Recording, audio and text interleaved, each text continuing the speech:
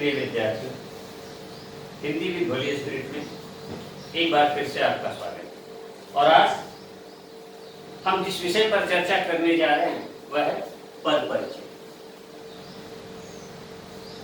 वैसे तो यह विषय व्याकरण का एक ऐसा विषय है जो छोटे से लेकर के बड़े प्रतियोगी परीक्षा के जितने भी प्रश्न पूछे जाते हैं, यदि हिंदी व्याकरण से संबंधित प्रश्न होता है तो अधिकांश प्रतियोगी परीक्षाओं में पद परिचय की चर्चा होती है। और अगर बोर्ड के स्टूडेंट्स की स्थिति से भी देखा जाए, उनकी दृष्टि से भी देखा जाए तो 10th और 12th, 10वीं और 12वीं, चाहे वो राजस्थान बोर्ड के हों, सीबीएसई के हों या किसी भी बोर्ड के विद्यार्थी हों, उन सबके लिए ये उपयोगी है।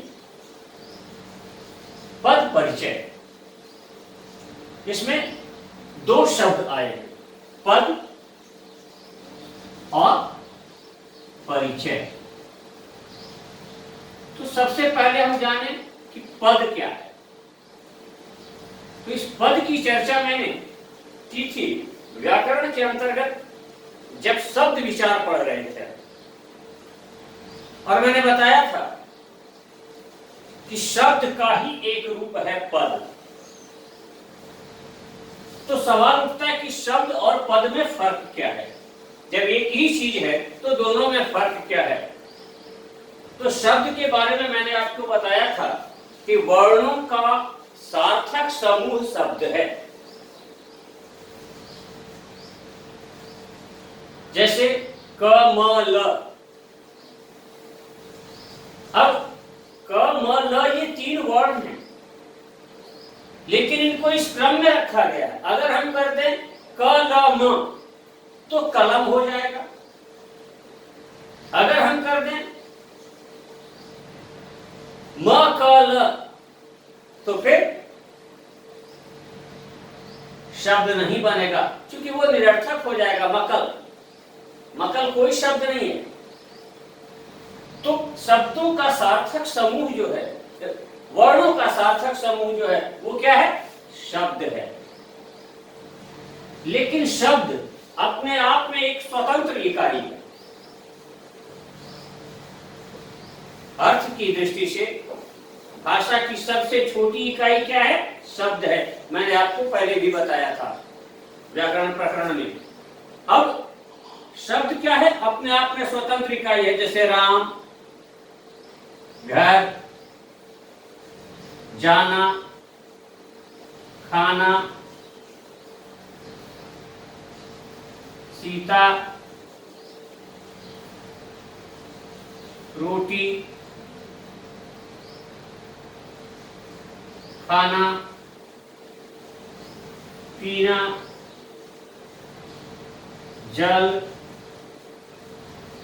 ये सब अपने आप में स्वतंत्र शब्द हैं। लेकिन यही शब्द जब या तो अपने मूल रूप में या काल, वचन, लिंग, कारक की विभक्ति आदि के आधार पर अपने थोड़े से परिवर्तित रूप में किसी वाक्य में प्रयोग की क्षमता प्राप्त कर लेते हैं तो क्या होते हैं? पद कहलाते हैं।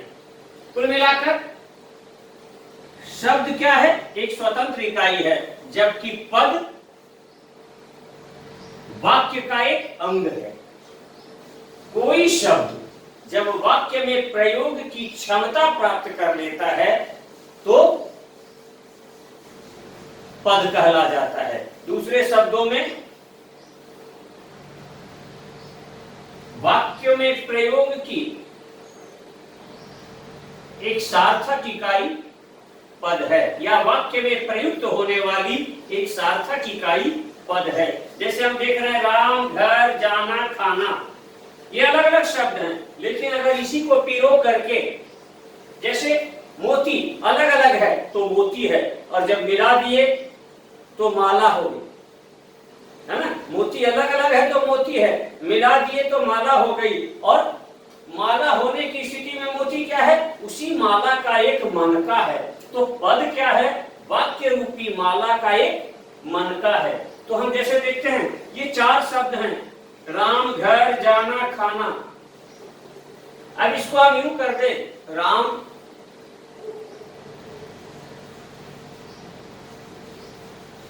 घर जाकर खाना खाएगा, या इसी को हम यूं बनाएं, राम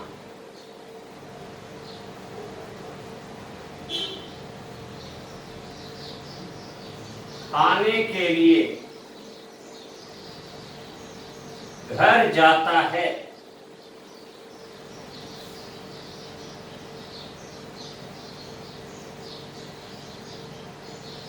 सीता रोटी खाना पीना जल।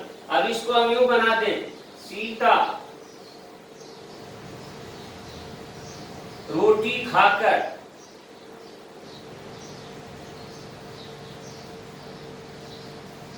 जल पीती है। तो अब क्या हो गया, ये सारे शब्द जो हैं वाक्य में प्रयुक्त होने के कारण पद कहला गए। तो अब आप समझ गए होंगे कि शब्द और पद में क्या फर्क है। शब्द क्या है, वर्णों का सार्थक समूह शब्द है, और जब कोई शब्द वाक्य में प्रयोग की क्षमता प्राप्त कर लेता है तो वो क्या हो जाता है, पद हो जाता है। तो इस प्रकार हम पद परिचय की परिभाषा दें, पद की परिभाषा लें कि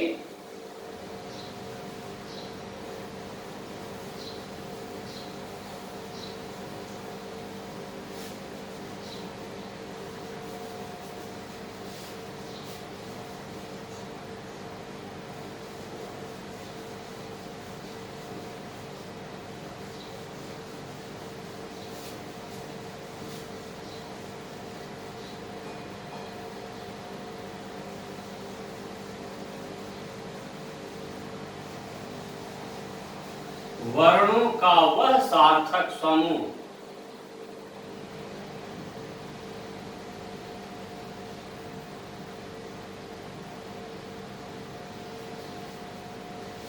जो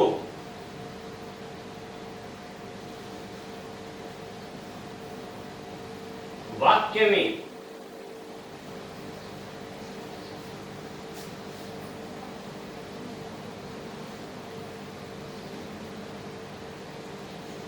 प्रयुक्त होने की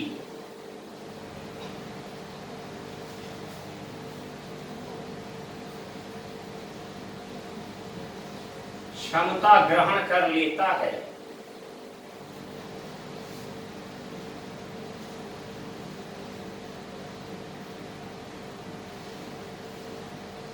उसे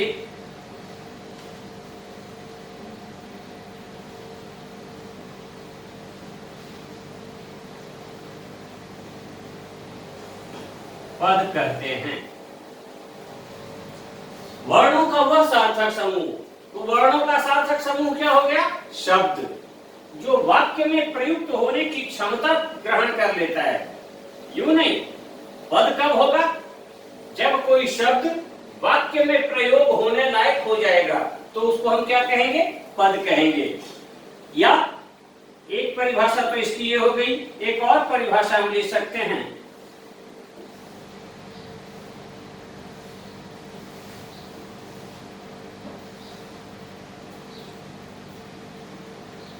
वाक्य में प्रयुक्त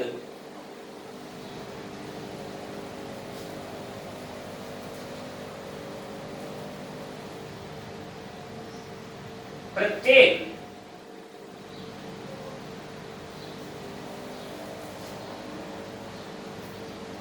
सार्थक इकाई, ब्रैकेट में ले लें हम, शब्द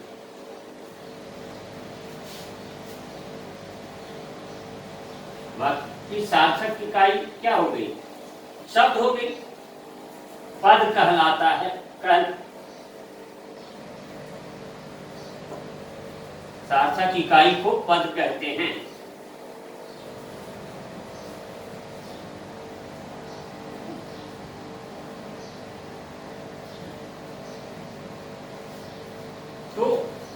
हम इन दोनों रूपों में ये परिभाषा ले सकते हैं। एक तो ये कि वर्णों का वह सार्थक समूह जो वाक्य में प्रयुक्त होने की क्षमता ग्रहण कर लेता है उसे पद कहते हैं। दूसरा, वाक्य में प्रयुक्त प्रत्येक सार्थक इकाई यानी शब्द को पद कहते हैं। तो पद क्या है ये आपने जान लिया। अब इसका परिचय क्या होगा? जैसे राम, अब राम का परिचय देना है तो राम अयोध्या के राजा दशरथ के पुत्र थे। या कोई राम आपकी क्लास में पढ़ता है तो Ram Holi spirit senior secondary school की 12वीं कक्षा के विज्ञान वर्ग हिंदी माध्यम का विद्यार्थी है। तो ये राम का परिचय हो गया। अब ये राम है क्या? पद की दृष्टि से राम क्या है? तो राम क्या है? एक संज्ञा। राम पढ़ता है तो वहां राम क्या है? एक संज्ञा है। अब राम का लिंग क्या है? पुल्लिंग है ना। मान लीजिए हमने एक वाक्य लिया, राम पढ़ता है, तो ये वाक्य है राम पढ़ता है। अब हम राम का परिचय अगर देने लगे तो राम क्या है? व्यक्तिवाचक संज्ञा।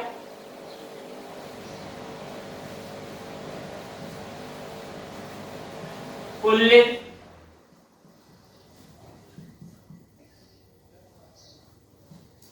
एक वचन,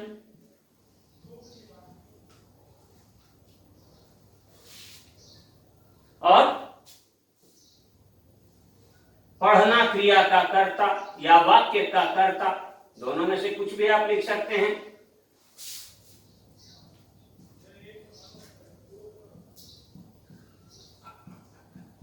तो ये हो गया राम का संपूर्ण परिचय। 5 बिंदुओं पर संज्ञा पदों का परिचय हम लेते हैं। तो इस तरह से हम, अब अगर हम पढ़ता शब्द का परिचय लें, राम का हमने क्या लिया? व्यक्तिवाचक संज्ञा, पुल्लिंग, एक वचन, पढ़ना क्रिया का कर्ता।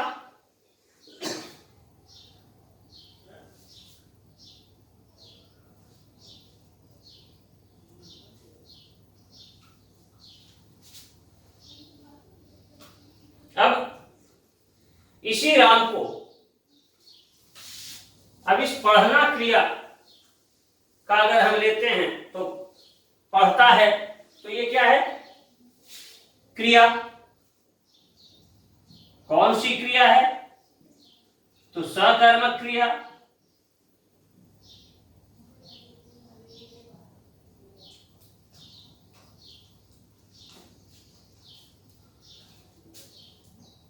काल, पढ़ता है वर्तमान में हो रहा है, वर्तमान काल। वाच्य कौन सा होगा? हमने वाच्य देखा था इससे पहले, तो कर्तृवाच्य।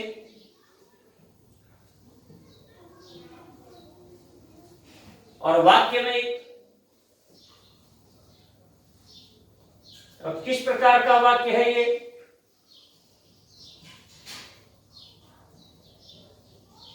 विधि सूचक या विधानार्थक।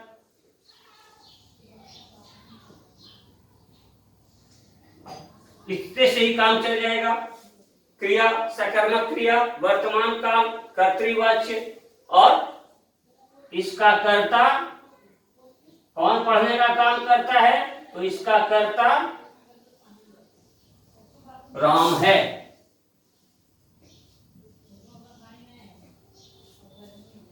तो इस तरह से हमने देखा कि पद का परिचय दिया जाता है। अब हम देखें कि पद कितने प्रकार के होते हैं। सबसे पहले हम पदों के भेद के बारे में जानेंगे, तब हम पद का परिचय आसानी से ले पाएंगे। तो पद परिचय के अंतर्गत हम सबसे पहले क्या देखेंगे? पद के भेद। परिभाषा जान लिया आपने, उदाहरण देख लिया आपने। अब बात करते हैं पद के भेद की।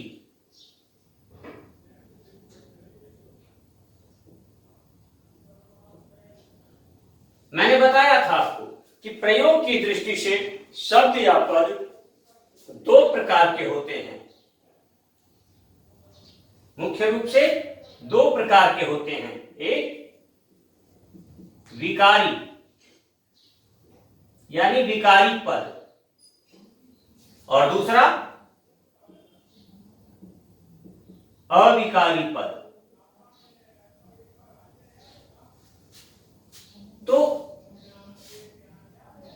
विकारी पद के चार भेद हैं। संज्ञा,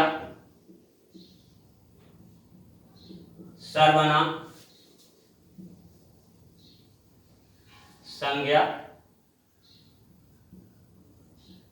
सर्वनाम,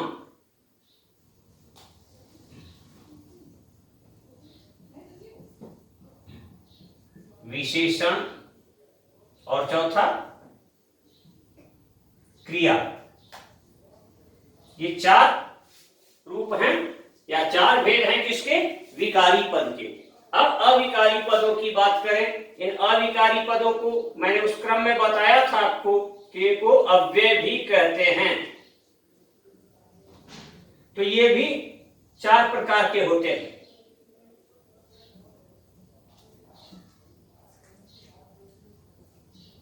क्रिया विशेषण,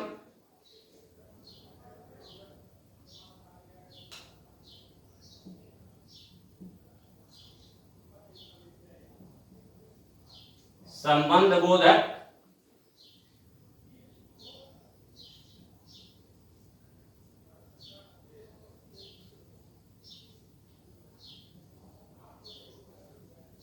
समुच्चय बोधक और विस्मयादि बोधक।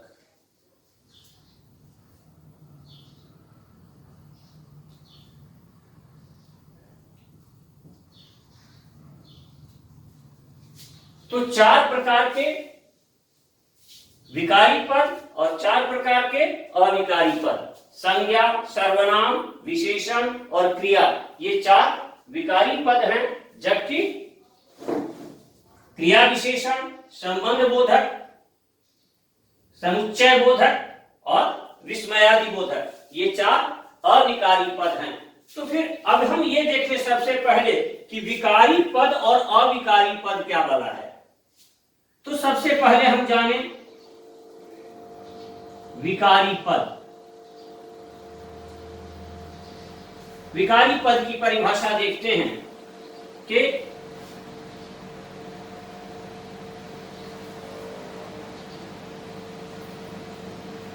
जिन पदों का रूप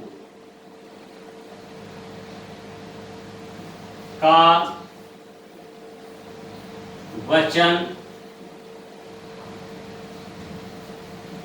लिंग,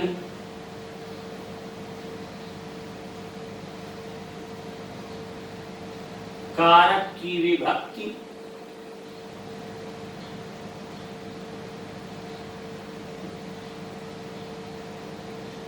आदि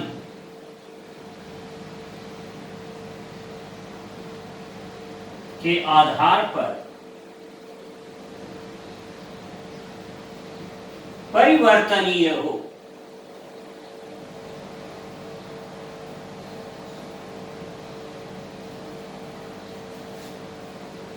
वे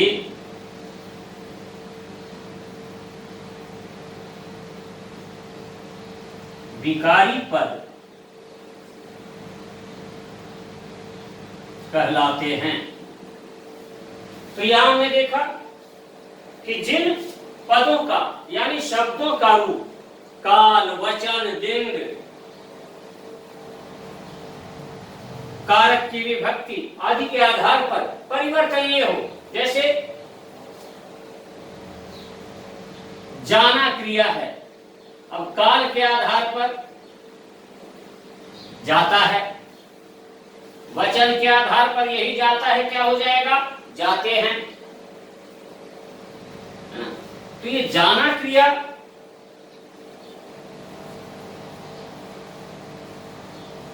जाता है, जाते हैं। वर्तमान काल में, भूतकाल में गया, गए। भविष्यत काल में जाएगा, जाएंगे। अब ये सब रूप किसका है? पुल्लिंग के अनुसार। अब अगर हम इसी के स्त्रीलिंग में लें, स्त्रीलिंग में रूप में लें तो क्या हो जाएगा? जाती है, जाती हैं, गई, गई,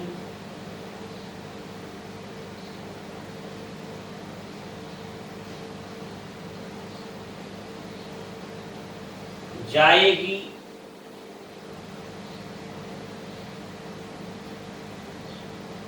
जाएंगी। तो काल, वचन, लिंग आदि के आधार पर इसका रूप क्या है? परिवर्तित हो रहा है। ऐसे ही हम ले गाय, तो गाय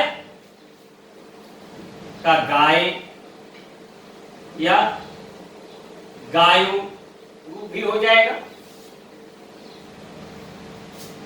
तो इनका रूप परिवर्तित होता रहता है। विकार यानी बिगाड़, जिसका रूप बिगड़ सके, अपने मूल रूप में नहीं रह के जिसका रूप परिस्थितिवश बिगड़ सके, वह क्या है?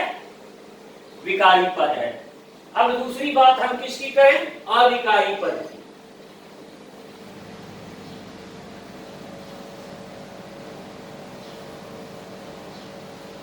तो अविकारी पद क्या है?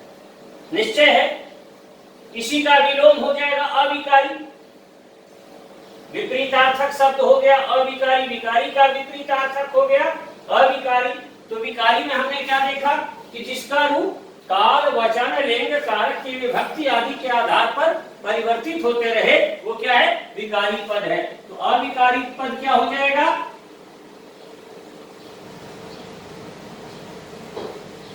अविकारी पद हो जाएगा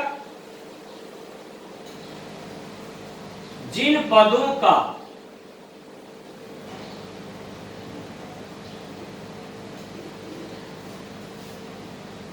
रूप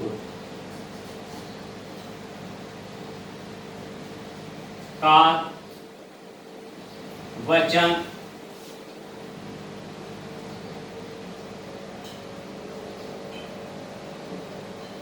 लिंग आदि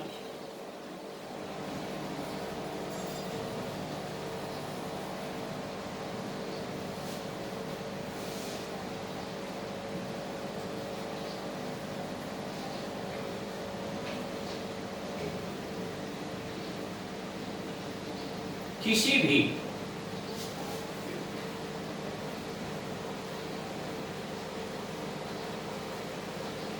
परिस्थिति में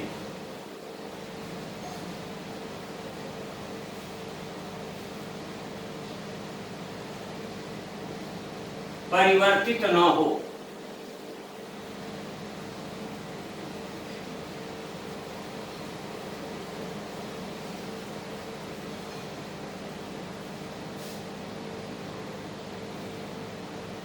उन्हें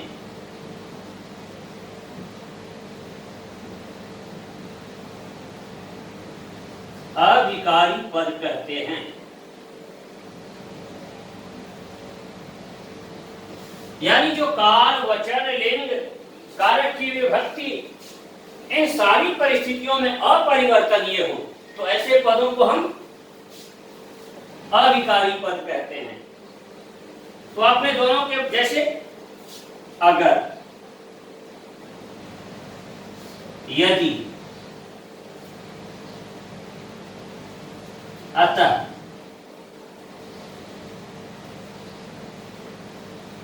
इसलिए, यथा,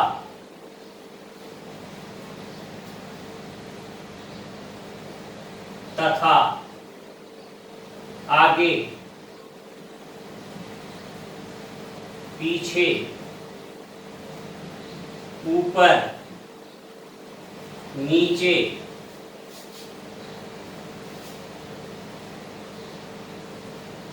सामने, तेज, धीरे,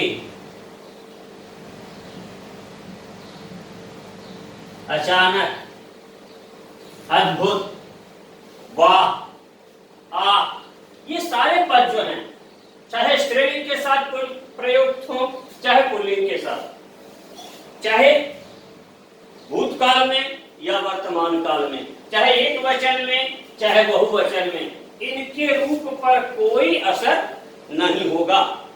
तो इसलिए ये सारे पद जो कहते हैं वो क्या कहलाएंगे? अगर मैं आता तो वह जाता, अगर मैं आती तो वह जाता, अगर मैं आती तो वह जाती, है ना? अगर ऐसा हुआ, अगर वैसा हुआ, तो ये ऐसा, ऐसा में क्या है? ऐसा का ऐसी भी हो जाएगा, ऐसे भी हो जाएगा, लेकिन यहां इसका रूप नहीं बदलेगा। यदि का रूप नहीं बदलेगा, अतः का रूप नहीं बदलेगा, यथा का नहीं बदलेगा, है ना? तो ऐसी परिस्थिति में जो भी शब्द या पद हैं वो क्या कहलाएंगे? अविकारी शब्द या अविकारी पद। तो आप समझ गए कि पद क्या है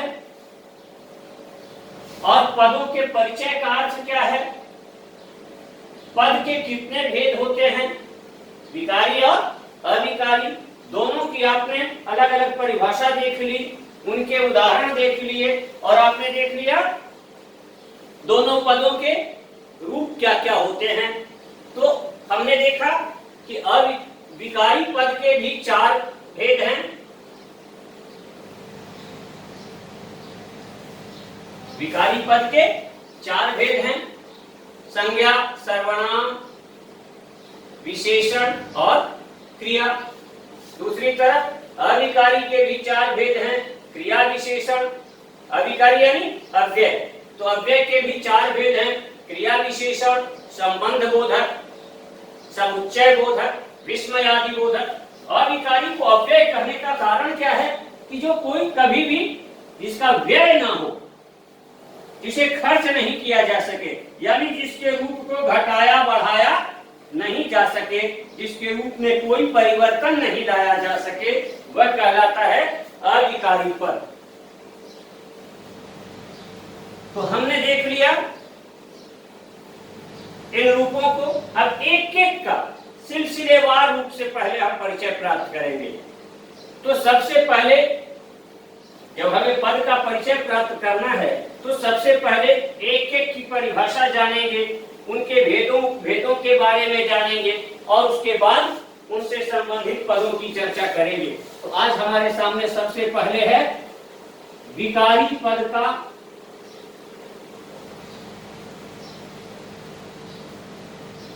पहला भेद। कौन सा है? संज्ञा। जरूरी नहीं किसी को आगे पीछे हम रख सकते हैं, लेकिन संज्ञा को इसलिए पीछे रख सकते हैं, पहले रखते हैं कि सब कुछ संज्ञा पर आधारित होता है। किसी भी वाक्य में संज्ञा का बहुत बड़ा योगदान होता है। जरूरी नहीं कि हर वाक्य में सारी चीजें हों, पर संज्ञा का बहुत बड़ा योगदान होता है। संज्ञा, संज्ञा का मतलब क्या होता है?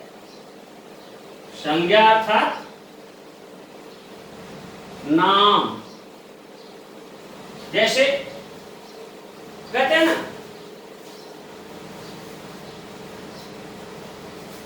भारत के बिना हम संज्ञाहीन हैं। अगर हम भारत देश में रहते हैं और भारत की सोच हमारे अंदर नहीं है, तो भारत के बिना हम संज्ञाहीन हैं, हमारा कोई नाम ही नहीं है ना। तो संज्ञा यानी नाम। कई बार लोग अचंभित हो जाते हैं, दुविधा में पड़ जाते हैं, जब अपनी कक्षाओं में मैं अचानक पूछ लेता हूं, बेटा आपकी संज्ञा क्या है? अब वो चका जाते हैं। फिर मैं उनको धीरे से बताता हूं, बेटा तुम्हारा नाम क्या है? तो फटाक से बोल देते हैं। तो मैं कहता हूं यही तो आपकी संज्ञा है। तो संज्ञा का अर्थ होता है नाम। तो संज्ञा की परिभाषा हम क्या दे सकते हैं? अब नाम किसी व्यक्ति का भी हो सकता है, किसी वस्तु का भी हो सकता है।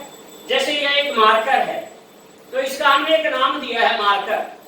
यह एक व्हाइट बोर्ड है, तो इसका हमने एक नाम दिया है। यह डस्टर है, तो इसका एक नाम दिया है। तो ये क्या एक वस्तु है, थिंग है, नाम, व्यक्ति का नाम। जैसे मेरा नाम संजीत है, तो संजीत क्या है? मेरी संज्ञा है। तो किसी व्यक्ति या वस्तु या स्थान, जैसे जोधपुर, जयपुर, तो इन सब के नाम को हम क्या कहेंगे? संज्ञा।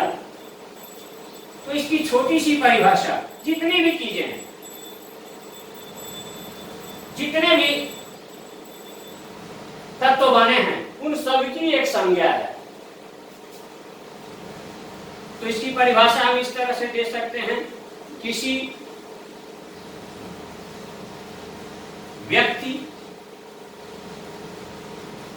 वस्तु या स्थान के नाम को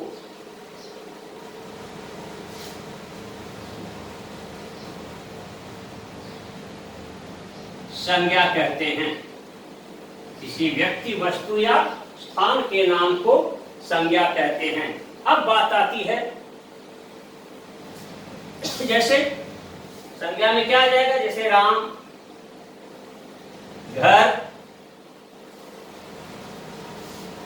गाय, घोड़ा,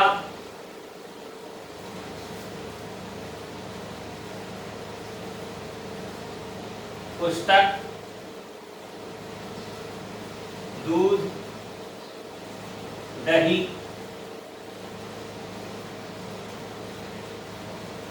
जयपुर, भारत, विश्व, समुद्र, ये सब क्या हो जाए? व्यक्ति, वस्तु, स्थान के नाम सारे हैं। तो इनको हम क्या कहेंगे? संज्ञा कहेंगे। अब सवाल उठता है कि ये संज्ञा कितने प्रकार की होती है? तो इसको हम किसके अंतर्गत देखेंगे? संज्ञा के भेद कितने होते हैं? तो हमारे संस्कृत एवं हिंदी के व्याकरणाचार्यों ने, खासकर हिंदी के व्याकरणाचार्यों ने, संज्ञा के मुख्य 3 भेद किए हैं।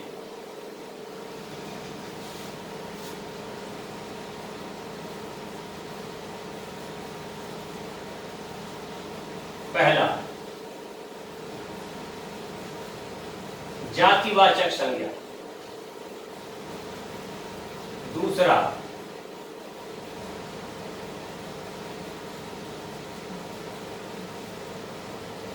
व्यक्तिवाचक संज्ञा।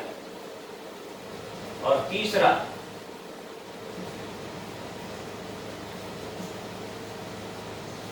भाववाचक संज्ञा।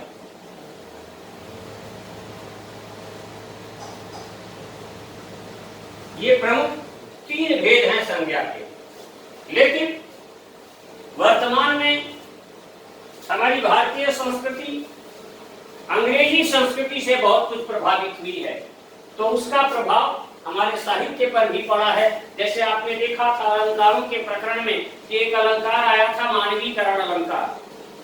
तो वो मानवीकरण अलंकार भारत का अलंकार नहीं था, वो कहां से आया था? अंग्रेजी साहित्य से आया था। तो वैसे ही अंग्रेजी व्याकरण के संपर्क में आने के कारण हिंदी व्याकरण में भी 2 और भेद संज्ञा के जोड़ दिए गए।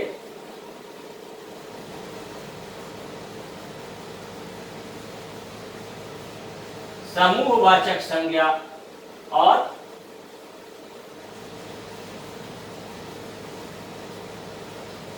द्रव्यवाचक संज्ञा। तो ये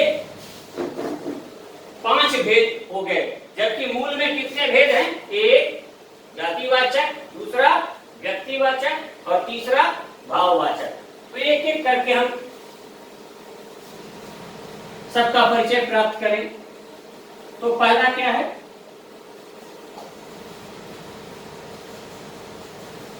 जातिवाचक संज्ञा।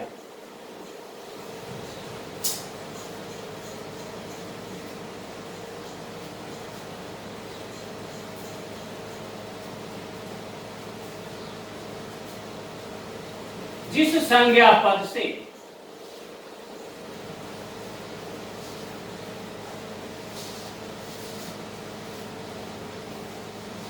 किसी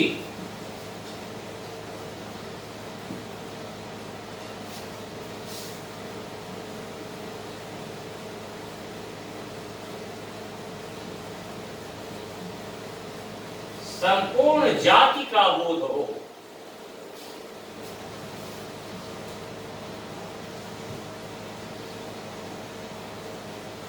उसे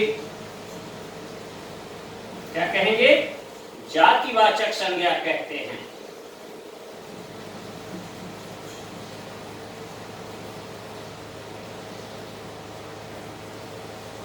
से हम क्या कहते हैं? जातिवाचक संज्ञा कहते हैं। अब ये जातिवाचक संज्ञा क्या है? इसके अंदर क्या आएंगे? तो इसके उदाहरण देखते हैं हम। मनुष्य, घर, गाय, काम,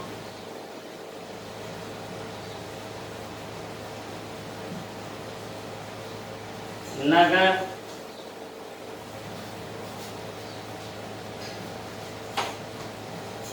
घोड़ा,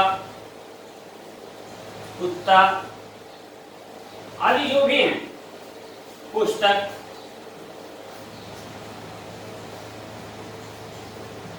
नदी,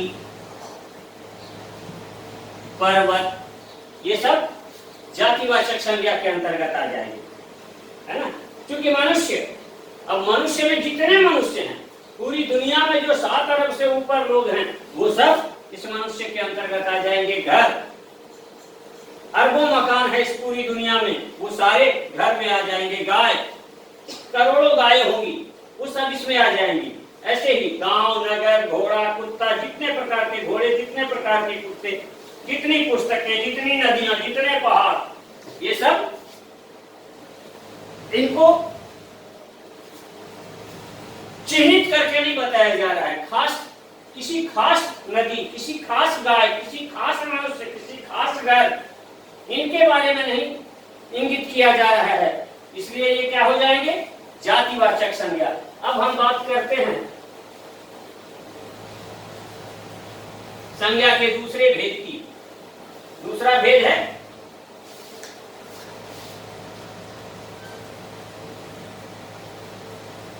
व्यक्तिवाचक संज्ञा।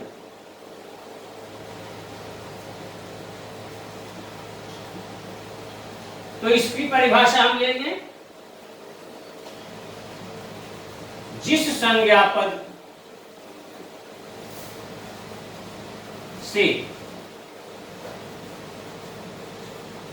किसी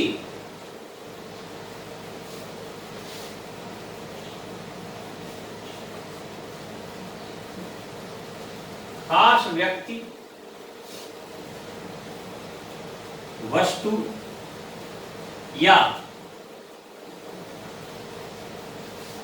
स्थान का बोध हो,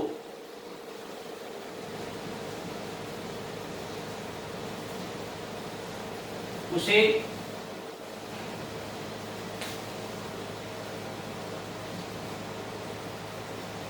व्यक्तिवाचक संज्ञा कहते हैं।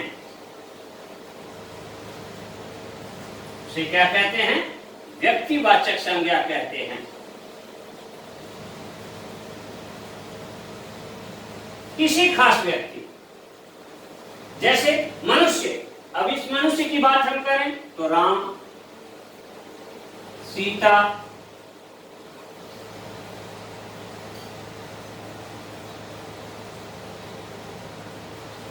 ताजमहल, गंगा, हिमालय, जयपुर। शहर है तो क्या है? जातिवाचक। अब जयपुर एक खास शहर है। राजस्थान, दिल्ली,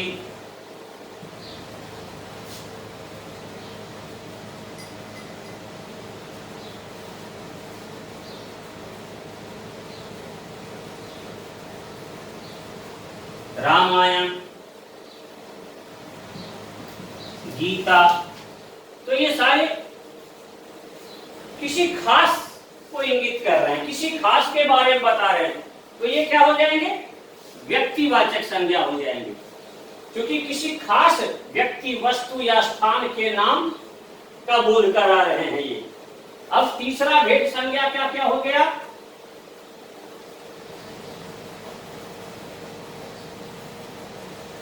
भाववाचक संज्ञा। तो भाववाचक संज्ञा में क्या है? भाव का पता चलता है, अवस्था का पता चलता है।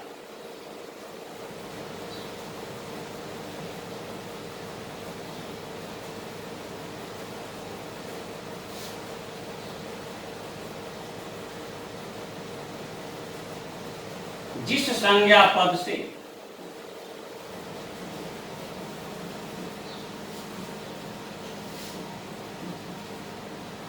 भाव या अवस्था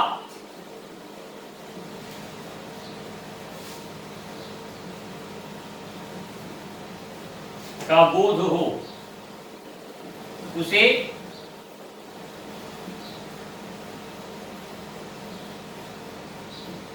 भाववाचक संज्ञा कहते हैं, या भाव या अवस्था का बोध कराने वाले संज्ञा पद भाववाचक संज्ञा कहलाते हैं। जैसे सुख, दुख, आश्चर्य, क्रोध, भय,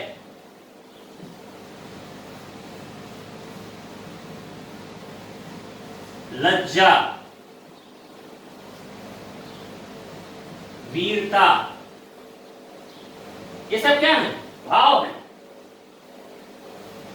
और अवस्था की बात करें हम तो क्या हो जाएगा? लड़कपन, जवानी, बुढ़ापा, मूर्खता। तो लड़कपन, जवानी, बुढ़ापा, ये सब क्या हो गई? अवस्था हो गई। तो भाव या अवस्था का बोध कराने वाले संज्ञा पद क्या कहलाते हैं? भाववाचक संज्ञा कहलाते हैं। अब हम चौथे भेद की बात करें। मुख्य तो यही तीन भेद थे, लेकिन जब हमने चर्चा की है तो इन दो भेदों के बारे में भी चर्चा करेंगे। तो चौथा भेद क्या है?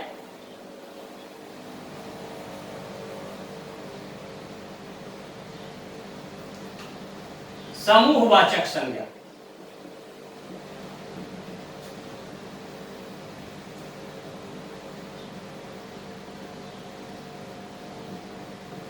समूह या झुंड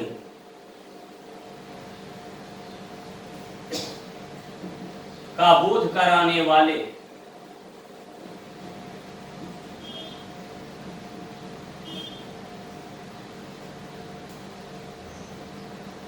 पदों को या संज्ञा पदों को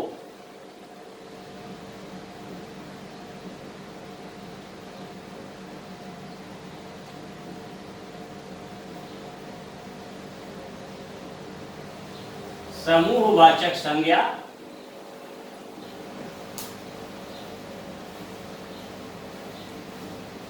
कहते हैं। जैसे भीड़, मेला, ढोल, झुंड आदि। तो ये सारे रूप जो हैं इस समूह का, झुंड का बोध कराते हैं। तो ये क्या हो गए, जैसे मसूरिया में मेला लगा है, तो मेले में क्या है, ढेर सारे लोग जुटते हैं। बाजार, तो बाजार में भी क्या होता है, हाट।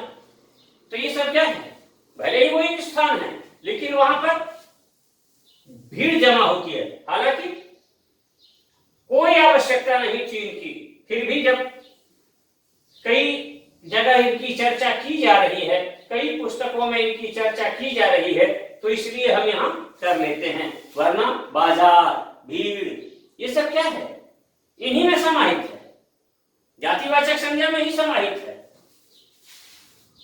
और पांचवा भेद क्या है, द्रव्यवाचक संज्ञा।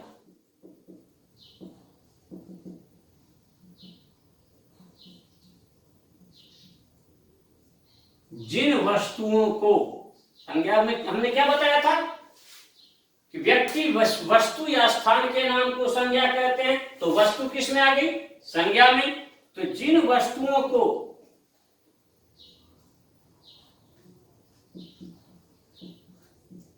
नापा या तौला जा सके,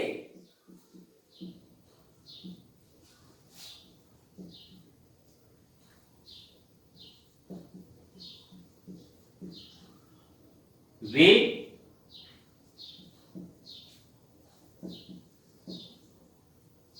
द्रव्यवाचक संज्ञा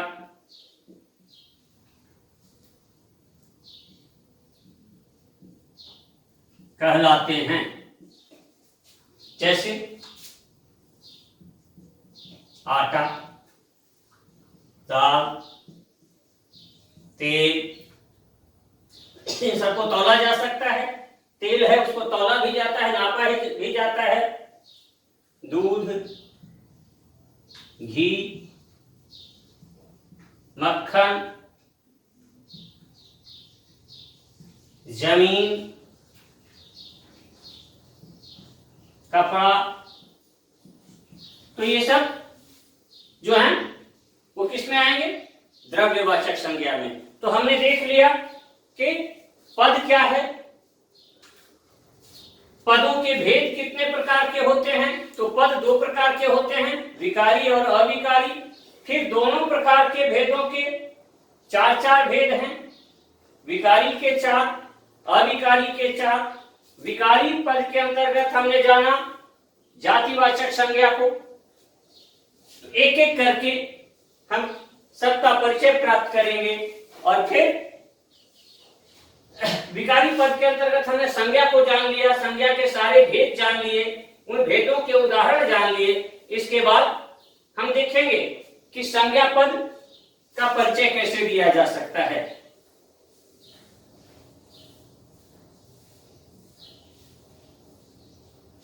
तो जैसे संज्ञा पद का परिचय अगर हम लेते हैं तो मान लीजिए रमेश पुस्तक पढ़ता है। तो सबसे पहले हम रमेश का परिचय लें। ज्यादातर आपकी परीक्षा में आएगा कि एक वाक्य होगा, उस वाक्य में एक या दो पद को रेखांकित किया जाएगा। अब चाहे वो पद किसी प्रकार का हो, 8 जो 4 विकारी के 4 अविकारी के, चाहे किसी भी प्रकार के पद हो, उन पदों में से किसी एक पद को या दो पद को रेखांकित किया हुआ रहेगा। और जैसे राजस्थान बोर्ड में तो सामान्यतः यह पूछा जाता है कि किन्हीं दो बिंदुओं के आधार पर इनका पद परिचय दीजिए। तो जैसे रमेश है, तो मैं रमेश क्या है, व्यक्तिवाचक संज्ञा है, और पुस्तक क्या है, जातिवाचक संज्ञा है। अगर पुस्तक की जगह होता गीता, रामायण, तो क्या होता, व्यक्तिवाचक संज्ञा हो जाता। तो हम अगर रमेश का परिचय लेते, इसमें दो संज्ञा पद हैं, तो रमेश का परिचय लेते हैं। तो रमेश क्या है,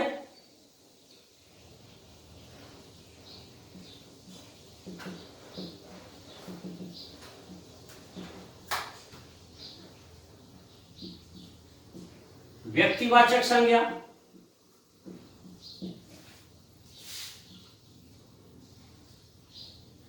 दूसरा बिंदु इसका क्या हो जाएगा?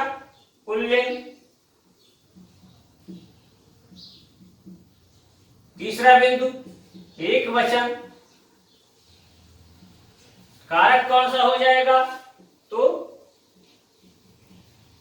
कर्ता कारक, और किसका कर्ता है? पढ़ना क्रिया का कर्ता।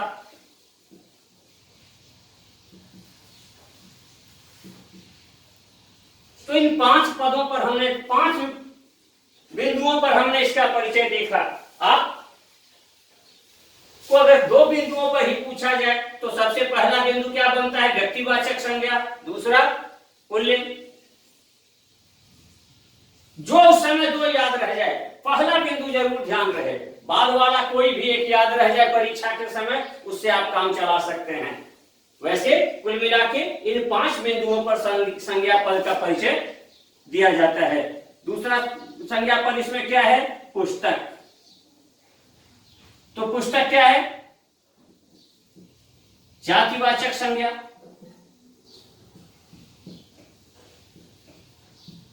पुस्तक कौन सा लिंग है? स्त्रीलिंग।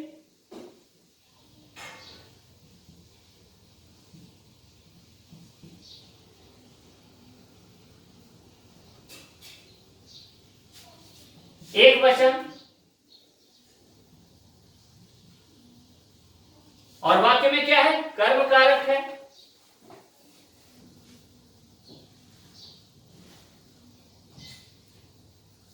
और